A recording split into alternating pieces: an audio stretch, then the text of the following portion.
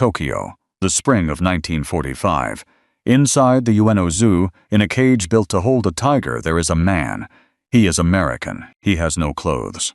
His wrists are tied to the iron bars, and a line of ordinary people files past one by one to look at him. He is 23 years old. A few months ago, he was a navigator on a B-29, crossing this same city at 32,000 feet. Now he weighs almost nothing, and a sign beside the bars tells the people of Tokyo exactly what they are looking at. The hated B-29. And here is the part that makes no sense. 40 years after this morning, that same man will buy a plane ticket and come back to Tokyo on his own, because he wanted to. He'll shake the hand of the pilot who knocked him out of the sky. He'll call one of his guards a friend, and he'll say the day he chose to go back was one of the best days of his life. Why would a man return to the place that put him in a cage? That's what this is about. His name was Raymond Halloran. The men who flew with him called him Hap. And before we go on, this part isn't for me. If your father or your grandfather was over there, at war in that ocean, take 1 second and like this video. Not for me, for him. For the men who flew beside Hap and never made it home. That's the only way YouTube knows to carry this to the other families who still hold these stories now. Back to that cold morning over Tokyo. Start with a man in his shirt sleeves. He is comfortable. The air around him is the temperature of a kitchen back home. 70 degrees easy. There's a small table in front of him and a pencil in his hand, and he is working a problem in arithmetic. A heading, a position. The plain, quiet numbers of his job. Now look at where he is. He is 6 miles above the earth. He is sitting inside a machine that weighs 40 tons. Over the capital of the country, the United States has been fighting for 3 years. And on the other side of the thin aluminum wall beside his elbow, close enough to lean against, the air is 58 degrees below zero. That is the thing to hold on to about this morning. Not the danger, the comfort. His name was Raymond Halloran, 22 years old, a navigator. The men called him Hap, and the airplane they had given him was the most advanced thing flying in the year 1945. The B-29, pressurized and heated, so that boys could ride into battle warm, in their shirt sleeves, while just outside the metal, the sky would kill a man in minutes. You build a machine like that to protect them. Remember that. It matters in about 400 words.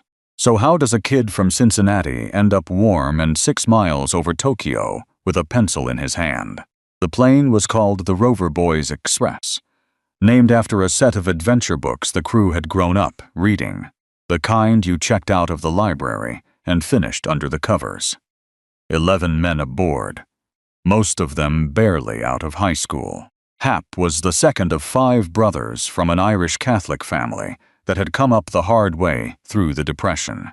He'd loved airplanes his whole life. When the war came, he raised his hand, the way so many of them did, and the war took him at his word and sent him to the other side of the planet. This was the morning of January 27th, 1945.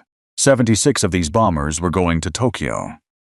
The target was an aircraft factory on the western edge of the city, the Nakajima plant, where they built the engines for the planes that had been killing American boys across the Pacific since Pearl Harbor. Knock out the factory, the thinking went, and you slow the whole war. That was the thinking. Then Mount Fuji came up on the horizon, white and perfect, a strange thing to see from the window of an airplane that had crossed an ocean to drop bombs. And then they came up to meet him. By the count historians made after the war, close to 300 Japanese fighters went into the air over Tokyo that day. They made more than 900 firing passes at the American formation. And the worst of it, the very heaviest of it, fell on Hap's squadron. The B-29 was big and fast and famously hard to kill. One fighter alone usually couldn't do it. So they didn't come alone. By most accounts, the man who found the Rover Boys Express was named Isamu Kashiide. a pilot the Japanese press called the king of the B-29 killers, because he had brought down more of them than anyone alive. He flew a heavy twin-engine fighter, and he did not slide in from behind the way you'd expect. He came at them head-on, and he waited. His moment came when the gunners on the Rover boys were turned the other way, busy with a Zero that had darted in along the flank. That was the opening. Kashida put a 37mm cannon shell straight into the nose of the airplane. Now go back to the warm room. The thing that made it warm was the pressure, the sealed skin holding the comfortable air in and the killing cold out. And in 1 second, a cannon shell took the nose off that seal. The warm room was gone. In its place came the outside, 58 below, screaming in through a hole where the front of the airplane used to be. The temperature in that cabin dropped well over 100 degrees in the time it takes to say it. The thing they had built to protect those boys had become the wound. 2 engines were dead. 2 were burning. The tail gunner was killed at his post. And the airplane that had been flying straight and level a heartbeat ago tipped over and fell out of the formation alone now above the enemy's city. The pilot was a young man named Edmund Smith. The crew called him Snuffy. He held that airplane as long as there was anything left to hold, which was not long. And then he gave the only order there was left to give: bail out. The men fought their way to the open hatch, into a wind so cold and so loud it pulled the breath out of a man's chest. Halloran reached the edge of it. Below him was Japan, the country he'd crossed an ocean to bomb, waiting now to take him. Behind him was the last warm and familiar thing for 7,000 miles. A machine he knew by heart, burning, coming apart. He looked down into the cold, and he stepped out of the warm room into the sky over Tokyo. 2 things happened to Halloran in the sky over Tokyo after he left the airplane. He would spend the rest of his life telling people about one of them. He would spend 40 years trying not to remember the other. The fall came first. He dropped a long way before he ever touched the parachute. By his own account, something close to 24,000 feet of open air, the city of Tokyo turning slowly far below him, before he finally pulled the cord. The canopy snapped open above his head, and the roar of the dying airplane, the wind, the engines, all of it went away at once. What was left was quiet, and quiet, up there, was its own kind of fear, because there is nothing in the world more helpless than a man hanging under a parachute. He can't fight, he can't run, he can't hide. He can only hang in the straps and drift down through the air and wait to find out what the men around him have decided to do with him. Hap knew what they might decide. Every airman knew. A man in a chute was more than once in that war, simply shot where he hung. And then a fighter came for him. It climbed up out of the haze and turned its nose toward him. And Hap watched it come, and there was not one single thing he could do but watch. The fighter slid in close.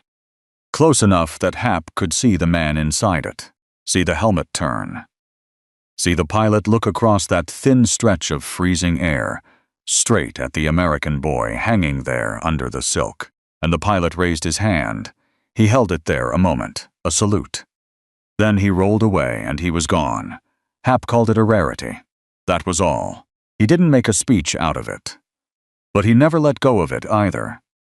The fact that a man with every reason and every right to kill him had looked him in the face and decided, in the space of a single second, that he would not. 60 years later, on the other side of the world, Halloran would still be telling people about the pilot who saluted him. The man would later be identified as a flyer named Hidechi Kaiho. That was the first thing.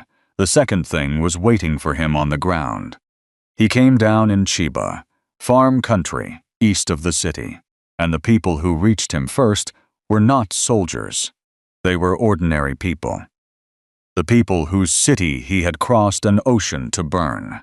The people who had been watching the B-29s come across their sky for months. listening for the sirens burying what the bombs left behind. They were not in a forgiving frame of mind. They set on him where he landed.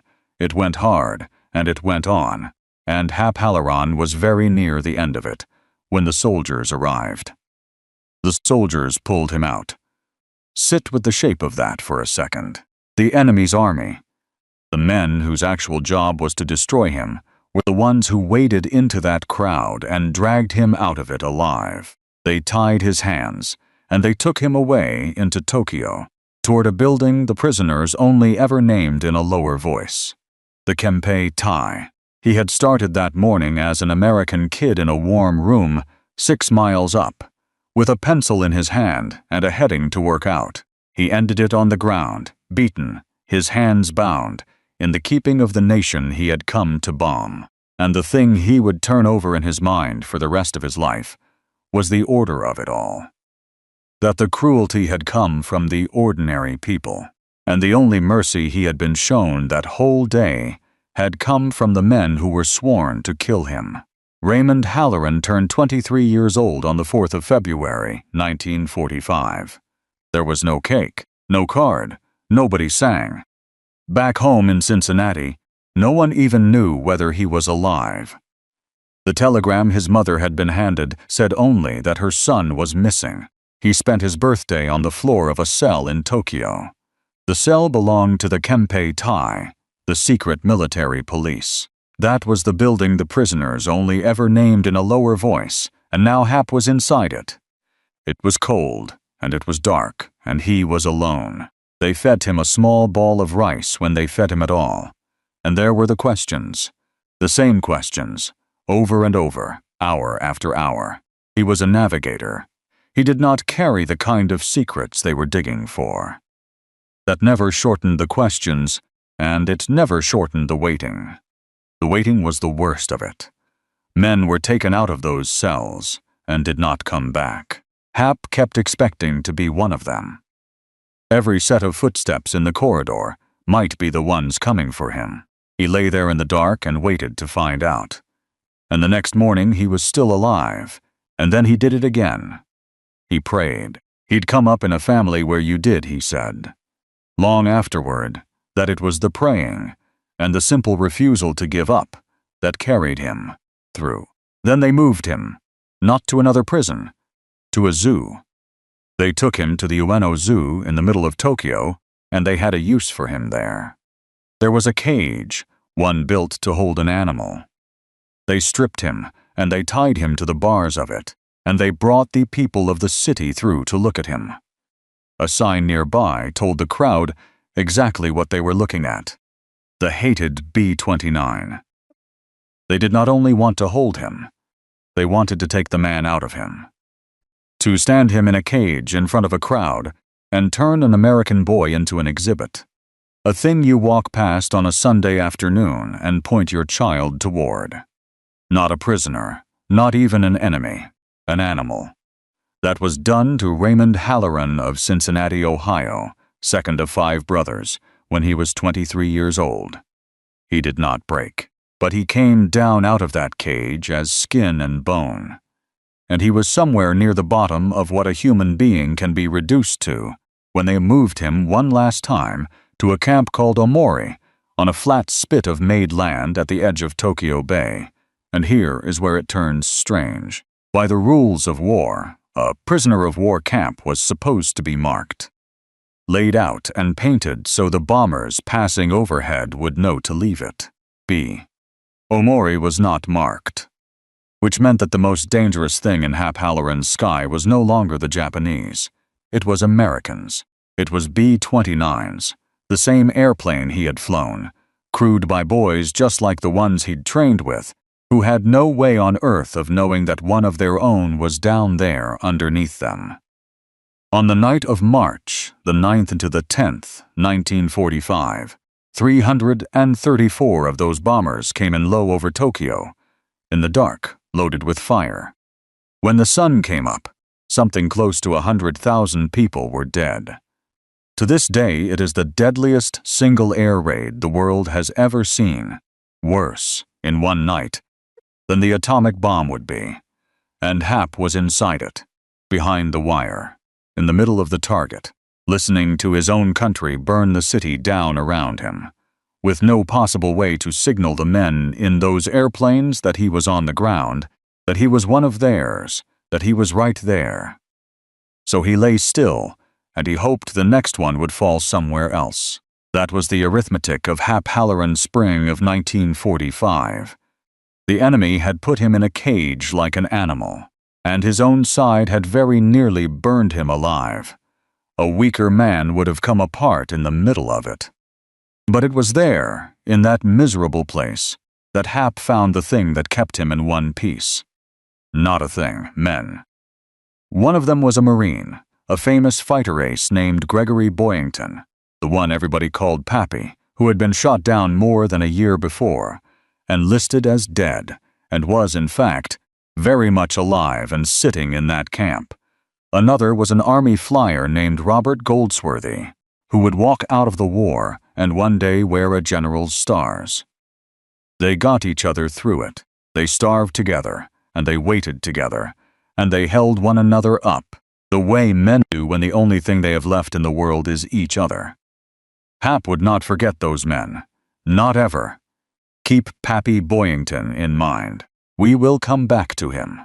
Because somehow, between the cage and the fire and the long dark waiting, Raymond Halloran came through the worst months of his life still a man. What that cost him, no one back home would understand for a very long time. He did not understand it himself yet. For most of the world, the war ended on a battleship in Tokyo Bay in September of 1945. For Hap Halloran, it had ended a few days before that, on the 29th of August, the morning the guards did not come, and the gates of Omori stood open, and American forces arrived for the men inside. The prisoners called it Freedom Day. They carried him out to a hospital ship in the bay, and went to work putting the weight back on him, turning him slowly back into something like a healthy young man. Of the 11 Rover boys who had climbed into that bomber over Tokyo in January, 6 were dead. Hap was one of the 5 who got to go home, so he went home. Back to Cincinnati, to the family that, for 7 months, had not known whether he was living or dead. In time he married. He had 3 children, 2 boys and a girl. He went into business, and he turned out to be good at it. And he rose. By every measure you could write down on paper, Raymond Halloran came back from that cage and built himself a good American life, a career, a home, a family at the dinner table. That is the part of the story that looks like a man who recovered. And then there was the part that nobody saw. Because for decades, not months, decades, Hap Halloran went back to that cage at night. He would be asleep in a warm house in America, his wife beside him, his children down the hall, and he would be 23 years old again, behind the wire, with the fire coming up the sky. He'd wake in the dark and, for a long second, not be sure which country he was in, which year it was, whether the door of the cell was about to open. He could stand in front of a room full of people and run a company. He could be the easy, friendly man everyone at the office liked. What he could not do was set down the thing he'd carried home in his chest, and there was more than the cage in there. Most of the Americans who had been B-29 prisoners in Japan never came home at all. Hap knew that better than anyone. He had seen it up close. And there is a particular weight that settles onto a man who lived when so many around him did not. A debt with no name on it, one you can never quite pay, that follows you all the way back to your house in Ohio and sits down at the foot of the bed. He'd gotten his life back. He spent a long time not feeling like he had any right to enjoy it. If you grew up in this country in the years after that war, you knew a man like this. Maybe you knew him very well. He sat at the head of the table. He went to work every single morning. He coached the ball game, or he ran the store, or he was the one everybody called when the car wouldn't start. And there was a room somewhere inside him with the door pulled shut. And you learned, even as a child, not to go knocking on it. You'd ask him about the war, and he'd give you a sentence, maybe two. And then he'd reach for the coffee pot and ask how school was going, and the door would close again gently, and you let it. Because whatever was back there, you understood, without anyone ever explaining it to you, that it was his to carry and not yours to pull open. Hap Halloran was that man for a long, long time. The successful one, the friendly one, the one with the shut door. I've spent a lot of years with stories like this one. And the thing I've come to notice is that the men who were hurt the worst are almost never the ones who come home angry. They're the ones who go quiet and stay quiet, sometimes for the rest of their lives. Most of them never open that door again. Hap was about to do the thing almost none of them ever do. He was going to open it, on purpose. And to do it, he was going to have to get on an airplane and fly back across that same ocean and walk into the city that had put him in a cage. Picture two old men shaking hands. One of them is American. The other is Japanese. They're smiling. Somebody raises a camera and takes the picture. And the only remarkable thing about it, the thing that ought to stop you cold, is that one of these men once put a cannon shell through the nose of the other man's airplane 6 miles above Tokyo and left him to fall out of the sky. This is Hap Halloran, and this is the man who shot him down. So how does a person travel from a cage in the Ueno Zoo to this? To a handshake, a smile. A photograph two old men are happy to be in together, not the way you'd think. Because Hap did not get on that airplane to forgive anybody. He went back for himself. He had been carrying that cage for 40 years. It had come home from the war with him. It sat at the foot of his bed. It woke him in the dark, in a country that was at peace, in a house that was warm, with his family safe down the hall. And somewhere in all that time, Hap Halloran came to understand one hard thing, that the only way out of that room was back through the same door he'd been dragged out of. The door was in Tokyo, so that is where he had to go.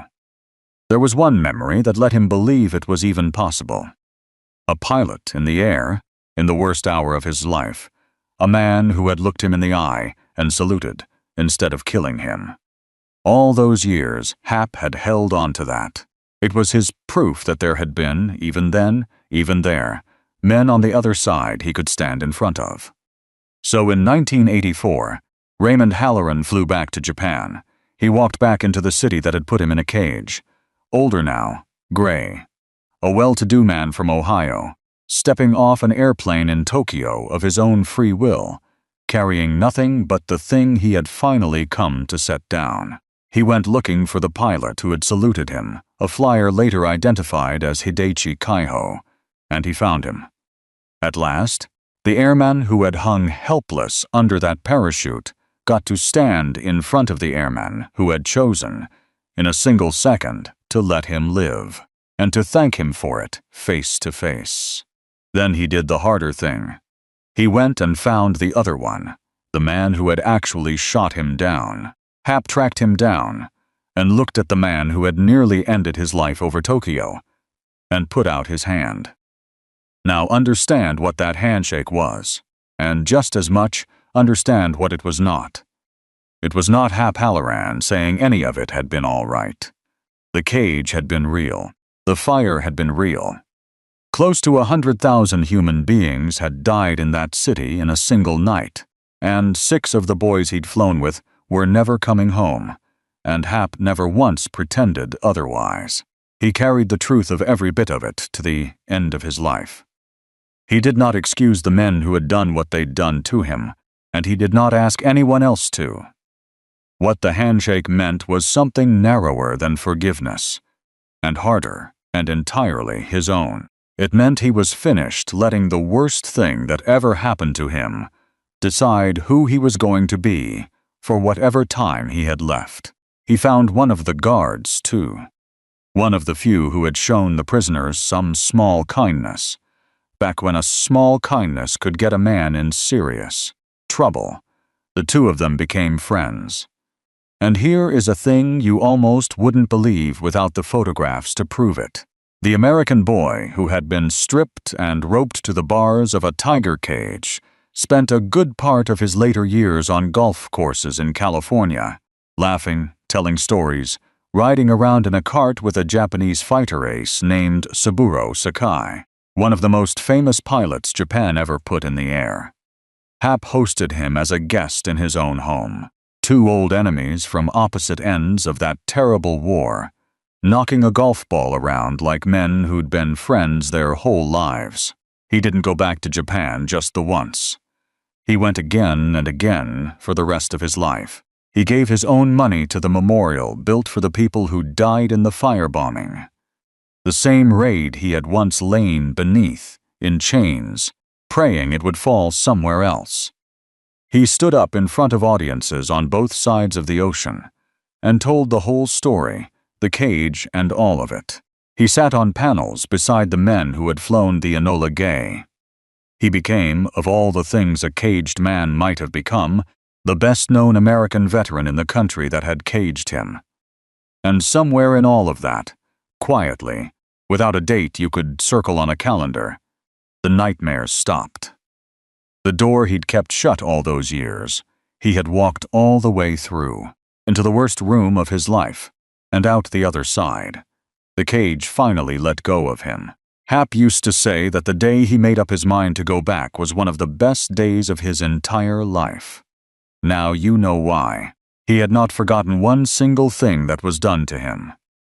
He had only decided to stop being its prisoner.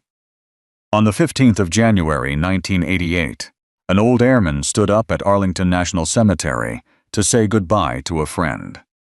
The friend was Pappy Boyington, the Marine ace, the man who had been shot down and given up for dead, and who had turned out to be very much alive in a prison camp on the edge of Tokyo Bay. The two of them had starved in that place together. They had kept each other alive in a place designed to break them. Now Boyington was gone, and of all the men who could have spoken over him, it was Hap Halloran they asked to do it. Think about who was standing at that grave. The boy they had stripped and tied to the bars of a cage in the Ueno Zoo and shown to a crowd as something less than a man. That was the man they chose to stand at that grave and give Pappy Boyington the right words to leave on, because that is what Hap Halloran had made of himself in the end. Not just a man who got free, a man who carried the others. He had lived when 6 of his own crew did not. For most of his life, that weight had very nearly broken him. And then, somewhere along the way, he picked it up and turned it into the work of his remaining years. Standing up, again and again, in front of anyone who would listen, telling the whole story. Saying the names out loud. Making sure that what those young men had gone through would not simply vanish when the last witness to it was gone. The country took notice.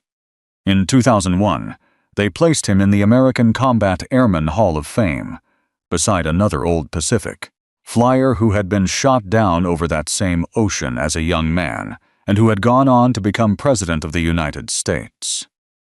In Japan, the boy from the tiger cage had somehow become the most recognized American veteran in the entire country. But the medals and the honors were never really the point of him. What he did with the years was the point. One by one, the other men who had climbed aboard the Rover Boys Express on that freezing January morning grew old and passed on. Until, at the very end, Raymond Halloran was the last one left, the last man alive who had been inside that airplane. The last one who could still say all of their names. He died on the 7th of June, 2011, at the age of 89. They buried him at Arlington, with full military honors. The bugle, the folded flag, passed into waiting hands. The rifles cracking over the grass. The boy who had once been roped to the bars of a cage and put on display as something not quite human was laid to rest at the last among the honored dead of the country he had served. And of everything he carried out of that war, the memory he held the longest was not the cage, and was not the fire. It was a pilot in the sky over Tokyo, in the worst hour of a young man's life, who had looked him in the eye and raised his hand and chosen to let him live. Hap spent the rest of his life making sure that man was remembered too. The men who put Hap Halloran in that cage believed they were looking at a coward. A man weak enough to let himself be captured, weak enough to be tied up and gawked at. They had it exactly backward. It costs a man nothing to hate the people who hurt him.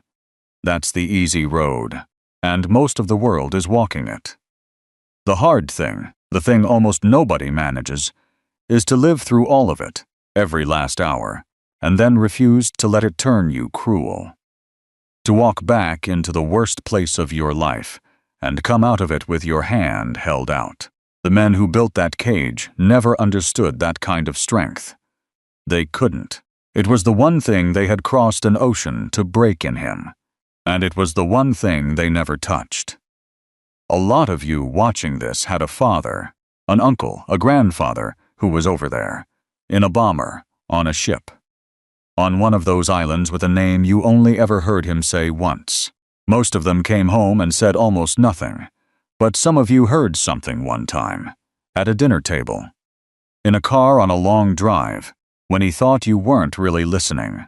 A name, a place, a night he never spoke of again. Those stories are not in any book. They exist in exactly two places, in the men who were there and in the people they told. So leave it down in the comments, even just a name, even a fragment you're not sure you remember right. Because when the last person who carries a story is gone, the story is gone with him. For good, and these men earned more than that.